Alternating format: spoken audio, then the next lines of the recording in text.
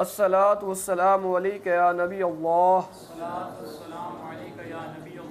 وعلی آلک واصحابک یا نور اللہ۔ اللہ تبارک و تعالیٰ قرآن مجید فرقان حمید کی سورہ یونس آیت نمبر 58 میں ارشاد فرماتا ہے، قُلْ بِفَضْلِ اللَّهِ وَبِرَحْمَتِهِ فَبِذَلِكَ فَلْيَفْرَحُوا هُوَ خَيْرٌ مِّمَّا يَجْمَعُونَ۔ صدق اللہ العظیم۔ آقا نامدار مدینے کے تاجدار صلی اللہ علیہ وآلہ وسلم پر درود پاک پڑھنے کے بے حد فضائل و برکات ہیں۔ درود پاک کی فضیلت عرض کرنے سے پہلے کچھ ہم نیتیں کر لیتے ہیں کہ اللہ پاک کی رضا حاصل کرنے اور ثواب کمانے کی نیت سے انشاءاللہ الکریم ہم یہ بیان سنیں گے، اور جو کچھ سنیں گے اس پر عمل بھی کریں گے اور دوسروں تک بھی پہنچائیں گے۔ آقا علیہ السلام کی سیرت کے مطابق جو چیزیں ہمیں ملے گی اس کو اپنی زندگی کے اندر شامل کرنے کی بھی کوشش کریں گے انشاءاللہ الکریم۔ اللہ پاک کے پیارے اور آخری نبی مکی مدنی مصطفیٰ صلی اللہ تعالی علیہ وآلہ وسلم پر درود پاک پڑھنے کے بے حد فضائل و برکات ہیں۔ ایک بہت پیارا واقعہ درود پاک کے حوالے سے، ہلیۃ الاولیاء ایک کتاب ہے، اس کے اندر ہے حضرت سیدنا واہب بن مدبر رحمۃ اللہ تعالی علیہ فرماتے ہیں کہ حضرت موسیٰ علیہ السلام بنی اسرائیل کے اندر ایک شخص تھا، اس کو اللہ جل شانہ نے 200 سال کی عمر عطا فرمائی تھی۔ کتنے سال کی عمر؟ 200 سال کی عمر۔ بنی اسرائیل کا وہ شخص تھا، اللہ جل شانہ اس کو 2 سال کی عمر عطا فرمائی تھی۔ 200 سال، وہ 200 سال اللہ جل شانہ کی نافرمانی والے کام کرتا رہا، غیبتیں کرتا رہا، زانی تھا، کتابوں کے لیے اندر لکھا، شرابی تھا، جواری تھا، مطلب 200 سال ہی اس نے اللہ جل شانہ کی نافرمانی والے کام کیے۔ اب جب اس کا انتقال ہوا، چونکہ جس علاقے میں وہ رہتا تھا تو لوگ جانتے تھے کہ جواری ہے، شرابی ہے، تو لوگوں نے کیا کیا، اس کی لاش کو گھسیٹا اور گھسیٹ کر کچرے دان میں پھینک دیا۔ کہنے لگے کہ یہ تو جواری تھا، شرابی تھا، ہم اس کی کیا نماز جنازہ پڑھیں، کیا اس کو غسل دیں، اس کو کچرے میں پھینک دیا۔ ادھر لوگوں کا یہ کام کرنا تھا، ادھر اللہ جل شانہ نے اپنے پیارے نبی حضرت موسیٰ علیہ السلام کی طرف وحی نازل فرمائی۔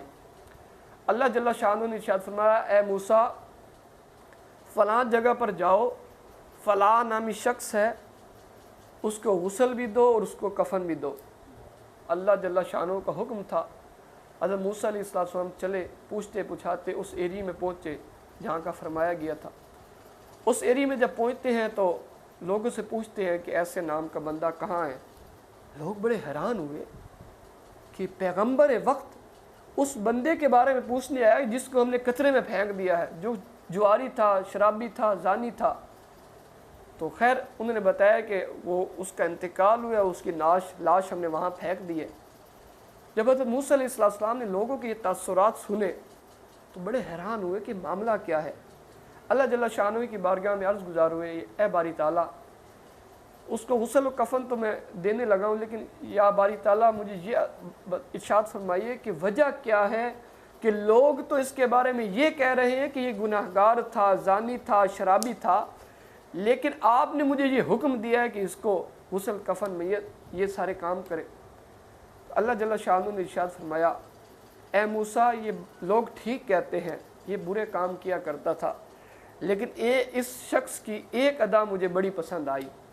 اب وہ سنیے گا ادا کیا تھی۔ اللہ جل شانہ نے ارشاد فرمایا، اے موسیٰ یہ برابر گناہ والے کام کرتا رہا، لیکن یہ جب توریت شریف پڑھا کرتا تھا، توریت شریف کے اندر میرے محبوب کا نام آتا تھا، وہ نام دیکھ کر چوم لیا کرتا تھا، اس نام کو دیکھ کر چوم لیا کرتا تھا، اور نام کو چومنے کے بعد میرے نبی پر درود پاک پڑھا کرتا تھا۔ اس عمل کی وجہ سے میں نے اس کی بخشش کر دی۔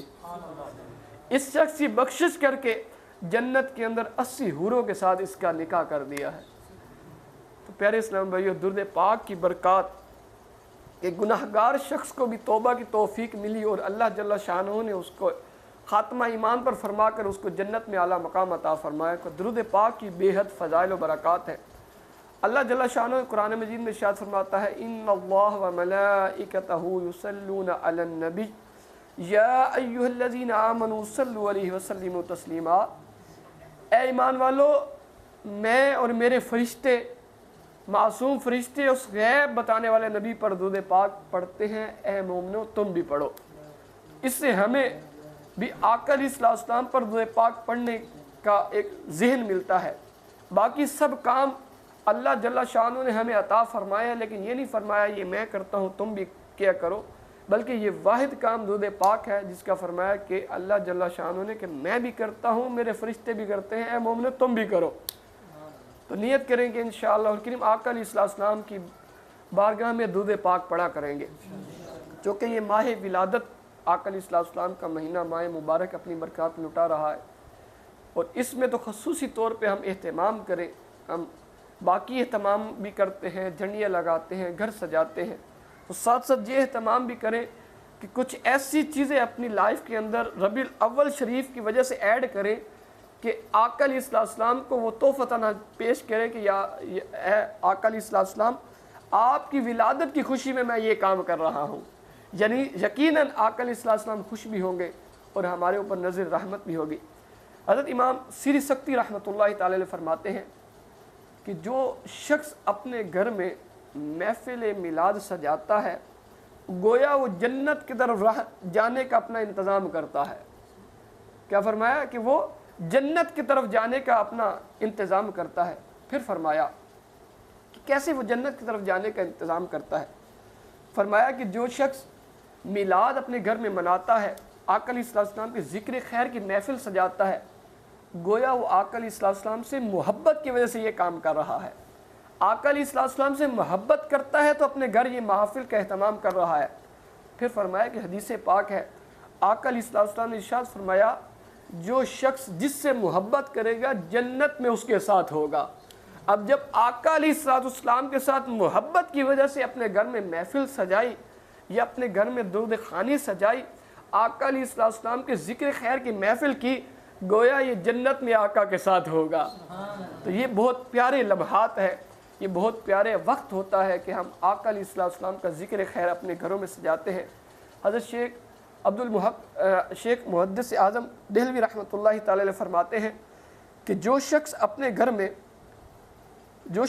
گھر میں محافل کا اہتمام کرتا ہے خصوصی طور پہ ربیع الاول شریف کے حوالے سے، تو فرمایا کہ سارا سال اس کے گھر میں برکت رہتی ہے۔ اب قرآن مجید کی آیت نمبر میں نے پہلے پڑھی سورہ یونس، اللہ جل شانہ ارشاد فرماتا ہے ترجمہ کنز العرفان، تم فرماؤ اللہ ہی کے فضل اور اسی کی رحمت اور اسی پر چاہیے کہ خوشی کرے، اور ان سب کے دھن مال و دولت سے بہتر ہے۔ اب یہ قرآنی عقیدہ ہے کہ اللہ جل شانہ نے جو ہمیں رحمت اور جو ہمیں نعمت عطا فرمائی ہے اس کا ہم چرچا کریں، یہ اللہ جل شانہ ہمیں ارشاد فرما رہا ہے کہ اے مومنو، کیا فرمایا؟ تم فرماؤ اللہ ہی کے فضل اور اسی کی رحمت اور اسی پر چاہیے کہ خوشی کریں۔ ہم جو آقا علیہ السلام کا یہ ولادت مبارک کا مہینہ مناتے ہیں نا، یہ قرآن سے ثابت ہے۔ کوئی کسی وسوسے میں نہ پڑے کہ ہم یہ لوگ لائٹیں لگا رہے ہیں، یہ کام کر رہے ہیں، محافل سجا رہے ہیں، کیا ہے؟ بلکہ اللہ جل شانہ نے قرآن مجید میں ارشاد فرما دیا کہ اے مومنو میری رحمت کا چرچا کرو۔ تو سب سے بڑی رحمت کیا ہے؟ فرمایا وما ارسلناک الا رحمتا للعالمین، کہ محبوب علیہ السلام کو تمام جہانوں کے لیے رحمت بنا کر بھیجا۔ تو گویا سب سے بڑی رحمت جو ہے وہ آقا علیہ السلام کی آمد ہے۔ تو آقا علیہ السلام کی آمد کا ہمیں خوب چرچا کرنا چاہیے، ہمیں خوب محافل کا اہتمام کرنا چاہیے۔ یہ آقا علیہ السلام کا ماہ ولادت منانا، جشن منانا، یہ قرآن مجید سے ثابت ہے۔ اس آیت سے یہ ثابت ہے کہ ہمیں آقا علیہ السلام کی ولادت کا خوب چرچا کرنا چاہیے۔ ابھی علماء کرام فرماتے ہیں ہر وہ کام جو شریعت سے نہ ٹکراتا ہو اور کوئی شخص آقا علیہ السلام کی ولادت کی خوشی میں کرے، آقا علیہ السلام سے عقیدت کی وجہ سے کرے، تو اللہ جل شانہ اس پر اس کو ثواب عطا فرمائے گا۔ صحابہ کرام کے دور میں صحابہ کرام بیٹھا کرتے تھے، آپس میں بیٹھ کر ایک دوسرے کو آقا علیہ السلام کی واقعات سنایا کرتے تھے۔ آقا علیہ السلام کی اللہ جل شانہ نے جو آقا علیہ السلام پر اپنے انعامات فرمائے تھے وہ بیان کر کے ایک دوسرے کو سنایا کرتے تھے، اور اس انداز سے ماہ میلاد منایا کرتے تھے۔ اسی طرح زمانے کے اندر ہر زمانے کے اندر تبدیلی آتی جا رہی ہے. اب چونکہ مسلمانوں کا رواج ہے کہ لائٹیں لگا کر، رات کو لائٹیں لگا کر بتاتے ہیں کہ یہ عاشق رسول کا گھر ہے، ہم خوشی منا رہے ہیں، ہمارے دل میں خوشی داخل ہو رہی ہے کہ ہمارے آقا صلی اللہ تعالی علیہ وآلہ وسلم کی ولادت کا مہینہ آیا اور وہ گھڑیاں آنے والی ہیں، وہ مبارک گھڑیاں آنے والی ہیں جس میں کہا جاتا ہے وہ سہانی گھڑی چمکا طیبہ کا چاند، اس دن افروز سعادت پہ لاکھوں سلام. وہ سہانی گھڑی 12 ربیع الاول کی رات. حضرت شیخ عبدالحق محدث دہلوی رحمۃ اللہ تعالی علیہ فرماتے ہیں بے شک نبی کریم صلی اللہ تعالی علیہ وآلہ وسلم کی شب ولادت شب قدر سے بھی افضل ہے. کیوں؟ کیونکہ شب قدر جو عطا فرمائی گئی وہ آقا علیہ السلام کے صدقے عطا فرمائی گئی. اگر آقا علیہ السلام کا مبعوث نہ ہوتا، آقا علیہ السلام دنیا میں تشریف نہ لاتے تو کوئی عید نہ ہوتی، کوئی شب قدر نہ ہوتی، کوئی قرآن نہ ہوتا. اللہ جل شانہ نے ارشاد فرمایا اے محبوب اگر میں تجھے نہ بناتا تو کائنات کی ایک ذرہ تک نہ بناتا. اللہ جل شانہ نے ارشاد فرمایا کہ اے محبوب میں نے جب چاہا کہ میں اپنی پہچان کرواؤں تو تجھے میں نے تخلیق کر دیا. اللہ جل شانہ نے سب سے پہلے آقا علیہ السلام کے نور مبارک کو پیدا فرمایا. اب کچھ آقا علیہ السلام کے معجزات سنتے ہیں کہ میرے آقا صلی اللہ تعالی علیہ وآلہ وسلم کو اللہ جل شانہ نے کیسے معجزات عطا فرمائے. ہر نبی آیا، ہر نبی کو کوئی نہ کوئی معجزہ ملا، ہر نبی کو کوئی نہ کوئی معجزہ ملا، لیکن جب آقا علیہ السلام کی ولادت کی باری آئی، آقا علیہ السلام کے دور کی باری آئی تو اللہ جل شانہ نے آقا علیہ السلام کو سر تا پا معجزہ بنا کر بھیجا. آقا علیہ السلام کو سر سے لے کر پاؤں تک معجزہ ہی معجزہ بنا کر بھیجا. خود قرآن مجید سب سے بڑا معجزہ ہے. اللہ جل شانہ نے محبوب علیہ السلام کو روح روشن کیسا عطا فرمایا تھا، آقا علیہ السلام کا چہرہ مبارک کیسا تھا. سنیے یہ حدیث پاک سنیے. حضرت سیدنا عائشہ صدیقہ رضی اللہ تعالی عنہ ارشاد فرماتی ہیں کہ ایک دن ایک رات تھی، اندھیری رات تھی اور میں سوئی کے چراغ جل رہا تھا اور چراغ جلنے کے دوران میں سوئی کا کام کر رہی تھی.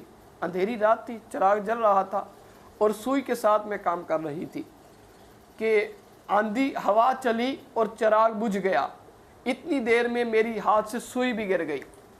یہ واقعہ ہوا کچھ ہی دیر بعد آقا علیہ السلام کمرے میں تشریف لائے. آقا علیہ السلام جو ہی کمرے میں تشریف لائے، آقا علیہ السلام کے رخ روشن سے روشنی کی ایسی روشنیاں نکل رہی تھی کہ مجھے اندھیرے کے اندر وہ سوئی مل گئی. آپ غور کریں سوئی کتنی ہوتی ہے، اندھیرا ہو تو اللہ جل شانہ نے محبوب علیہ السلام کا رخ روشن کیسا بنایا تھا، جس کو دیکھ کر صحابہ کرام فرماتے ہیں کہ ہمیں جب بھوک لگتی تھی نا تو ہم آقا علیہ السلام کی زیارت کر لیا کرتے تھے، ہماری بھوک اتر جایا کرتی تھی. ایسا رخ روشن عطا فرمایا. پھر آقا علیہ السلام کو اللہ تبارک و تعالیٰ نے کیسا جسم مبارک عطا فرمایا. دنیا کے اندر ایک یہ چیز سمجھیے، دنیا کے اندر جو بھی چیز ہے وہ یا کثیف ہے یا لطیف ہے. کثیف کو یوں سمجھ لے جیسے ہم کسی چیز کو پکڑ لیتے ہیں، یہ کثیف ہے، حجم رکھتی ہے، ہم اس کو پکڑ لیتے ہیں، ہمیں نظر آ رہی ہے، کثیف ہے. اور دوسری ہے لطیف، جیسے روشنی ہم دیکھ رہے ہیں لیکن ہم پکڑ نہیں سکتے، نور، یہ لطیف ہے. اب دنیا کا یہ قاعدہ ہے کہ جو کثیف ہوگی وہ لطیف نہیں ہوگی، جو لطیف ہوگی وہ کثیف نہیں ہوگی. مطلب یہ دونوں ایک دوسرے کے اپوزٹ ہیں. لیکن قربان جائے پیارے آقا صلی اللہ تعالی علیہ وآلہ وسلم کی باری جب آئی، اللہ جل شانہ نے یہ دونوں کوالٹی آقا علیہ السلام کے اندر رکھ دی. آقا علیہ السلام کثیف کیسے ہیں؟ آقا علیہ السلام کثیف ایسے ہیں کہ آقا علیہ السلام کا جسم اقدس مبارک ہے. صحابہ کرام دیکھا کرتے تھے آقا علیہ السلام کا رخ مبارک دیکھا کرتے تھے. اس انداز سے کثیف ہے. اور لطیف کس انداز سے کہ آقا علیہ السلام کا سایہ نہ تھا، آقا علیہ السلام کا سایہ نہ تھا. لطیف ایسے ہے. پھر آقا علیہ السلام کا قد مبارک کیسا تھا. اب حسن یہ تقاضا کرتا ہے کہ جیسی باڈی ہو ویسا قد ہونا چاہیے. ابھی کسی شخص کا قد لمبا ہو اور پتلا ہو عجیب لگتا ہے، کسی شخص کا قد چھوٹا ہو موٹا ہو عجیب لگتا ہے. لیکن آقا علیہ السلام کو اللہ جل شانہ نے کیسا مبارک قد عطا فرمایا تھا کہ دیکھنے میں نہ بڑا محسوس ہوتے تھے نہ چھوٹے محسوس ہوتے تھے. ایسا مبارک قد عطا فرمایا تھا. اب یہ قد بھی تقاضا کرتا تھا، یہ حسن کا تقاضا ہے کہ کہیں پہ کوئی شخص بیٹھا ہو تو وہاں پر ایک شخص اگر کوئی بڑا ہو تو پتہ چلے بڑا بندہ بیٹھا ہے. اللہ جل شانہ نے محبوب علیہ السلام کے قد مبارک کو ایسی قدرت عطا فرمائی تھی.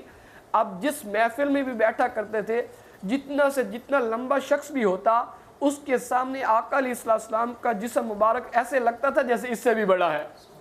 حالانکہ حسن کا تقاضا ہے کہ جسم مبارک کا قد جو تھا وہ درمیانہ تھا, لیکن جب کسی محفل میں تشریف فرما ہوتے تو معجزہ کیسا تھا؟ معجزہ یہ تھا کسی محفل میں تشریف فرما ہوتے تو آپ کا قد مبارک ایسا لگتا تھا جیسے سب سے بڑا نظر آ رہا ہے. سبحان اللہ.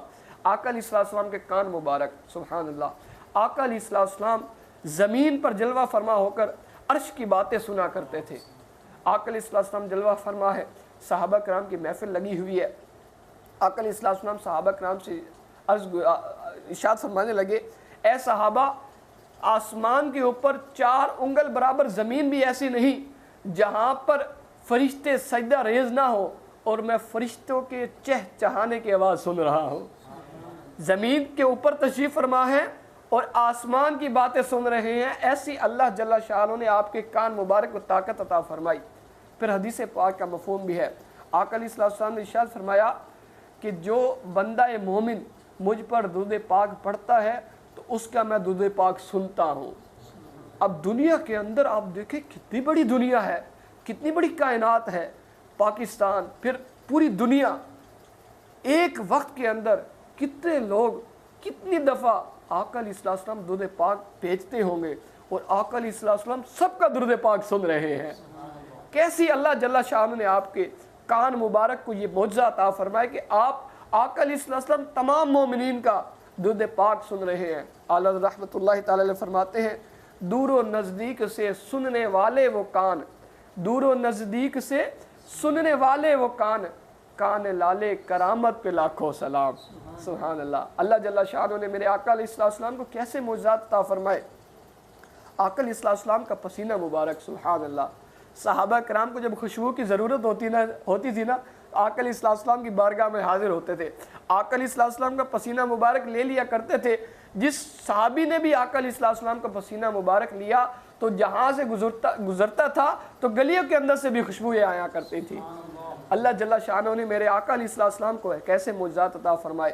ایک صحابی رضی اللہ تعالی عنہ جنگ کے اندر لڑ رہے تھے. لڑتے لڑتے ان کی تلوار جو تھی وہ ٹوٹ گئی. اب تلوار ٹوٹی, صحابی تو شان والے, آقا علیہ السلام سے انہوں نے توحید سیکھی. سب سے زیادہ جو توحید سیکھی وہ آقا علیہ السلام نے ان صحابہ نے ہی سیکھی نا. جب ان کی تلوار ٹوٹی تو یہ نہیں فرمایا, یہ نہیں عرض گزار ہوئے کہ یا اللہ مجھے تلوار دے دے, بلکہ کیا آقا علیہ السلام کے بارگاہ میں حاضر ہوئے. وہ بھی جانتے تھے جو بھی ملنا ہے محبوب کے صدقے ملنا ہے. آپ کی تلوار ٹوٹی, آقا علیہ السلام کی بارگاہ میں حاضر ہوئے, عرض گزار ہوئے یا رسول اللہ صلی اللہ علیہ وسلم میری تلوار ٹوٹ گئی ہے. آقا علیہ السلام نے ایک سوٹی اٹھا کر دی, ایک لاٹھی اٹھا کر دی. وہ صحابی فرماتے ہیں کہ وہ لاٹھی تلوار سے بھی زیادہ جنگ میں کام کرنے لگی اور جنگ پوری ختم ہو گئی. وہ لاٹھی تلوار کی طرح کام کرنے لگی. گویا کہ اللہ جل شانہ نے محبوب علیہ السلام کے ہاتھوں میں بھی ایسی قدرت عطا فرمائی تھی. سبحان اللہ, قربان جائے. پیارے آقا علیہ السلام کے معجزات, آقا علیہ السلام کی انگلیاں مبارک سے چشمے جاری ہوئے ہیں. آقا علیہ السلام کے انگلیوں مبارک سے چشمے جاری ہوئے ہیں. اب پتھروں سے تو چشمے جاری ہونا سنا ہے, کتابوں کے اندر بھی آتا ہے کہ پتھروں سے چشمے جاری ہوئے. لیکن ایک جنگ کا موقع تھا, آقا علیہ السلام جنگ کی طرف جا رہے تھے, غزوہ تھا, صحابہ کرام بھی آپ کے ساتھ جلوہ فرما تھے. کیا ہوا کہ پانی ختم ہو گیا. اب سب دیکھنے لگے تھے کہ پانی ختم ہو گیا. آقا علیہ السلام کی بارگاہ میں حاضر ہوئے, یا رسول اللہ صلی اللہ علیہ وسلم پانی ختم ہو گیا ہے. آقا علیہ السلام نے ارشاد فرمایا کسی صحابی کے پاس کوئی پانی رکھا ہوا ہے؟ تو پوچھتے پوچھاتے پتہ چلا کسی کٹورے میں پانی تھا. آقا علیہ السلام نے ارشاد فرمایا وہ کٹورا لے آؤ. آقا علیہ السلام کے سامنے وہ کٹورا لایا گیا. آقا علیہ السلام نے اپنی انگلیاں مبارک, پنجہ مبارک اس پیالے کے اندر رکھا تو دیکھتے ہی دیکھتے انگلیوں کے اندر سے چشمے جاری ہو گئے. اللہ جل شانہ نے محبوب علیہ السلام کو کیسے معجزات عطا فرمائے تھے. پھر آقا علیہ السلام کا ایک وصف تھا, آقا علیہ السلام مسکرایا کرتے تھے. آپ کی لبوں مبارک پر ہمیشہ مسکراہٹ رہتی تھی کہ جو شخص بھی دیکھتا تھا آقا علیہ السلام کو دیکھ کر اس کی بھوک ختم ہو جایا کرتی تھی۔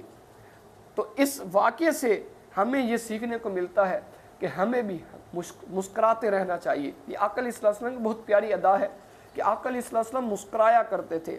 آقا علیہ السلام ایسا مسکرایا کرتے تھے کہ صحابہ کرام فرماتے ہیں ہمیں جب بھوک لگتی، ہمیں کھانے کو کچھ نہ ملتا، ہم آقا علیہ السلام کی بارگاہ میں حاضر ہوتے، آقا علیہ السلام کو دیکھتے، آقا علیہ السلام جب مسکرا دیتے تو ہماری بھوک ختم ہو جایا کرتی تھی۔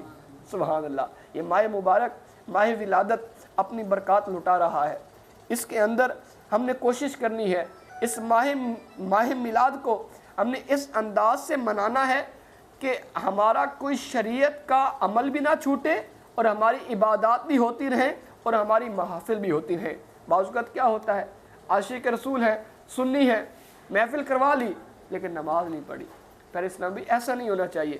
ہماری سنیت یہ نہیں سکھاتی کہ میلاد مناؤ اور نمازیں چھوڑ دو، نہیں، بلکہ میلاد بھی منانا ہے اور نماز بھی پڑھنی ہے۔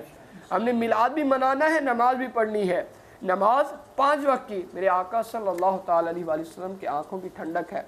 تو اس ماہ مبارک کو جو ہم منا رہے ہیں، محافل ہم کر رہے ہیں، جب ہم آقا علیہ السلام کو خوشی پہنچانے کی نیت سے نمازیں بھی 5 وقت پڑھیں گے تو آقا علیہ السلام تو خوش ہوں گے نا۔ اللہ جل شانہ ہمیں آقا علیہ السلام سے سچی پکی محبت نصیب کرنے کی توفیق عطا فرمائے۔ یہ دعوت اسلامی کا ماحول ہے کہ ہمیں دین و دنیا کی بھلائیاں سکھاتا ہے۔ اچھے ماحول کی برکات یہ ہوتی ہے کہ بندہ اچھوں کے ساتھ مل کر اچھا بن جایا کرتا ہے۔ یہ چونکہ ماہ مبارک اپنی برکات لٹا رہا ہے، اب چونکہ وہ رات آنے والی ہے جس کے بارے میں علماء فرماتے ہیں کہ یہ رات جو 12 ربیع الاول کی رات ہے نا، یہ شب قدر سے بھی افضل رات ہے۔ ابو لہب کے بارے میں آتا ہے، حالانکہ آقا علیہ السلام سے دشمنی کرتا تھا ابو لہب، بہت دشمن تھا، لیکن جب آقا علیہ السلام کی ولادت ہوئی نا تو چونکہ اس کو پتہ چلا کہ میرے بھائی کے گھر ایک بچہ پیدا ہوا ہے، تو ابو لہب کی جو لونڈی تھی حضرت صوبیہ رضی اللہ تعالی عنہ، ان کو پتہ چلا، وہ جلدی جلدی دوڑتے ہوئے آئیں اور ابو لہب کو کہنے لگی کہ وہ تمہارا بھائی کے ہاں بیٹا پیدا ہوا ہے۔ اس نے جب سنا نا تو خوش ہوا اور اپنی انگلی سے اشارہ کیا، صوبیہ جا، لونڈی تھی، جا تجھے میں نے آزاد کیا۔ خوشی کے اوپر اس لونڈی کو آزاد کر دیا، صوبیہ رضی اللہ تعالی عنہ کو جب آزاد کر دیا تو اس واقعے کے بعد ابو لہب مر گیا۔ کسی خواب میں آیا تو پوچھا کہ تیرے ساتھ کیا معاملہ ہو رہا ہے؟ ابو لہب کہنے لگا کہ میرے ساتھ تو بہت دردناک عذاب میرے ساتھ چل رہا ہے، لیکن ایک وقت آتا ہے کہ میری انگلی سے مجھے شہد پلایا جاتا ہے، میری انگلی سے شہد پلایا جاتا ہے، بعض کتابوں کے اندر آتا ہے دودھ پلایا جاتا ہے۔ تو انہوں نے پوچھا کہ یہ کیا معاملہ ہے؟ وہ ابو لہب کہنے لگا کہ جب آقا علیہ السلام پیدا ہوئے، میری لونڈی نے آ کر مجھے خوشخبری سنائی، اس خوشی کی وجہ سے میں نے اس کو جو انگلی کے اشارے سے آزاد کیا تھا نا، اس انگلی کی وجہ سے اللہ جل شانہ مجھے اس دن دودھ عطا فرماتا ہے۔ تو ابو لہب جیسا شخص جب آقا علیہ السلام کی ولادت پر خوشی کرے تو اس کو ایسے انعامات ہوں، اور جب ہم مومنین آقا علیہ السلام کی ولادت کی خوشی میں نیک کام کریں، نیک محافل سجائیں تو کیوں نہ ہمارے اوپر کرم ہوگا۔ اللہ جل شانہ ہمیں آقا علیہ السلام سے سچی پکی محبت کرنے کی توفیق عطا فرمائے۔ تو دعوت اسلامی کا یہ ماحول ہمیں دین و دنیا کی بھلائیاں سکھاتا ہے۔ آنے والی رات 12 ربیع الاول کی رات ہے، آپ کو دعوت دوں گا۔ فیضان مدینہ میں پوری رات محفل چلتی ہے، پوری رات عاشقان رسول جھوم جھوم کر آقا علیہ السلام کے محفل کے ترانے گاتے ہیں، اور پھر جب وہ سہانی تہجد کا وقت آتا ہے کہ جب وہ ہے نا وہ سہانی گھڑی چمکا طیبہ کا چاند، اس دن افروز ساعت پہ لاکھوں سلام، وہ سہانی گھڑی ہوتی ہے، دعائیں قبول ہوتی ہیں۔ تو آپ کو دعوت دوں گا، آنے والی جو رات ہے، کل رات نہیں پرسوں رات جو ہے 12 ربیع الاول کی رات، یہ آپ سب کو دعوت دوں گا فیضان مدینہ میں تشریف لائیں اور یہ پوری رات فیضان مدینہ میں گزاریں۔ انشاءاللہ الکریم بہت کچھ سیکھنے کا موقع ملے گا اور ماہ میلاد منانے کا بھی بڑا فائدہ ہوگا اور مزہ آئے گا۔ اور پھر اگلا دن جو ہے منگل کا دن جلوس میلاد نکلے گا، جلوس میلاد کے اندر شرکت کریں انشاءاللہ الکریم۔ اس کی برکات سے اللہ جل شانہ نے چاہا تو ہم انشاءاللہ نیک بھی بنیں گے اور نمازی بھی بنیں گے۔ آج کی ہماری اس محفل کا جو ہم نے سبق لے کر جانا ہے وہ یہ لے کر جانا ہے کہ ہم نے مسکرانا ہے. ہم نے کیا مسکرانا ہے. یہ نہیں ہمارے منہ پہ 12 بجے ہو ہمیشہ. دیکھیے اسلام میں پریشانیاں سب کے ساتھ ہیں, مشکلات سب کے ساتھ ہیں, لیکن مسکراتے رہیں گے تو مسکرانے سے بہت سی ٹینشنیں ختم ہو جائیں گی. سائنسی تحقیق کے مطابق جو شخص دن کے اندر جتنا زیادہ مسکراتا ہے اس کا چہرہ اتنا زیادہ خوش اور روشن ہو جاتا ہے جتنا مسکراتا ہے. تو ہم نے آقا علیہ السلام کی سنت کی نیت سے ہم نے مسکرانا ہے. یہ ہماری آج کی محفل کا ایک وہ عنوان ہے, یوں سمجھ لیجیے ایک سبق ہے, اور ساتھ یہ کہ ہم نے آقا علیہ السلام پر درود پاک پڑھنا ہے. امیر علیہ سنت دامت برکاتہ العالیہ نے ارشاد فرمایا کہ ہم ڈیلی کوشش کریں 1200 مرتبہ درود پاک پڑھیں. یہ خصوصی جو ماہ میلاد کا مہینہ ہے اس کے اندر تو خصوصی طور پہ 1200 مرتبہ درود پاک, اتنا لمبا چوڑا نہیں ہے. میں اور آپ غور کریں ہمارا کتنا 24 گھنٹے میں کتنا وقت گزر جاتا ہے. آدھا گھنٹہ 20 منٹ ہم کوشش کریں ہم 1200 مرتبہ درود پاک پڑھنے میں کامیاب ہو سکتے ہیں. اور جس نے حدیث پاک کا مفہوم ہے, جو شخص روز 1000 مرتبہ درود پاک پڑھتا ہے وہ اس وقت تک نہیں مرتا جب تک جنت کے اندر اپنا مکان نہ دیکھ لے. تو نیت کرتے ہیں انشاءاللہ درود پاک پڑھیں گے. اللہ جل شانہ سے دعا ہے جو کچھ سنا اس پر عمل کرنے اور دوسروں تک پہنچانے کی توفیق عطا فرمائے. آمین بجاہ النبی الامین صلی اللہ تعالی علیہ وسلم. سرکار کی آمد مرحبا, دلدار کی آمد مرحبا, مکی کی آمد مرحبا, مدنی کی آمد مرحبا, آقا اطہار کی آمد. مرحبا. صلاۃ السلام.